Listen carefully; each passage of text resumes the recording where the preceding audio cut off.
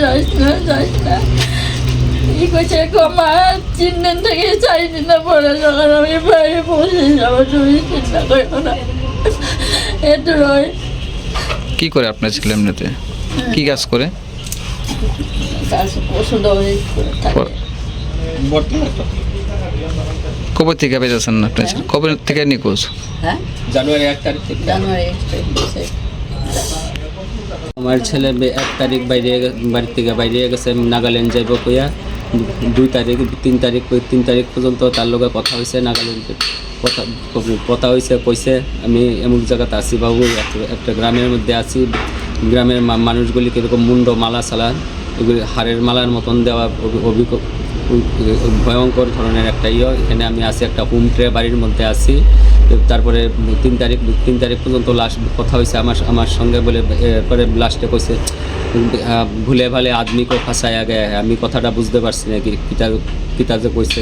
এরপর ফুল লাগলো না আমার ছেলে, না ফুল লাগবে না কিছু কথা কন্ট্রোল কারো হচ্ছে না। এর জন্য আমার ত্রিপুরার মুখ্যমন্ত্রী, MLA, প্রশাসন সবার কাছে আমার জোরে মিনতি, আমার ছেলেটা যাতে ফিরে আনন্দ যায় এই প্রশাসন কিছু করে। যাতে থানাত গেছিলাম আমরা, থানাত গিয়ে আজকে 2-3 দিন ধরে ঘুরতেছি আমি, তারা কিচ্ছুই করলো না, শুধু লেখা রাখছে একটা কাগজ, GDMটিও কিচ্ছু দিল না যে আমরা অন্য কারো কিছু করতে পারবো, কিচ্ছু দিয়ে নেয়। কোন থানাতে গেছিলেন আপনি? শ্রীনগর, আমরা শ্রীনগর থানা। কোনোদিন আইসেও না, জিজ্ঞাসেও না। আমি কালকাও আবার গেছি, কালকা সব মোটামুটি আধা দিন কাটাই আছি থানার মধ্যে গিয়া, কোনো কিছু করলো না, উল্টা আমারে বুঝাই দিল। কি মনে করছেন এই জায়গার মধ্যে আপনার ছেলের একটা আজকে এতদিন ধরে মিসিং, তারপর ছেলে পাইতেছেন না, তো থানার ভূমিকাটা কি রকম ভাবতেছেন? থানার ভূমিকাটা আমার আরও সময় নষ্ট করলো।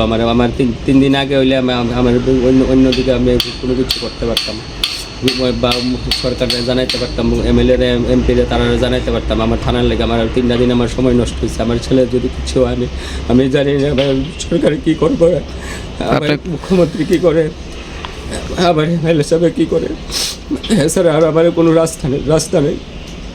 আপনার ছেলে এমনি কী করে? আমার ছেলে এবার বিকম কলেজ কমপ্লিট গেছে, ওই একটু ব্লকের কাজ করে, আর বর্তমানে একটা ফার্ম হাউসের থাকে, 8-10 হাজার টাকা মাসে পায়। কোনো আজে বাজে কোনো নেশা নাই, কোনো ছেলে মেয়ে, কোনো বন্ধু নাই, একদম সরল সোজা, কলায় তুলসীর মালা আসতে সব ঠাকুরের করে। নাম কি আপনার ছেলে? প্রণব দাস। আপনার নাম? আমার নাম নিরঞ্জন দাস। কয় ছেলে আপনার? আমার 2 ছেলে। ও কি ছোটো না বড়? হ্যাঁ ছোটো, হ্যাঁ সবাই ছোটো, এর উপরে ভরসা, সব কিছু এর উপরে সব কিছুর দায়িত্ব আছে, সংসার চালানোর করে সব কিছু।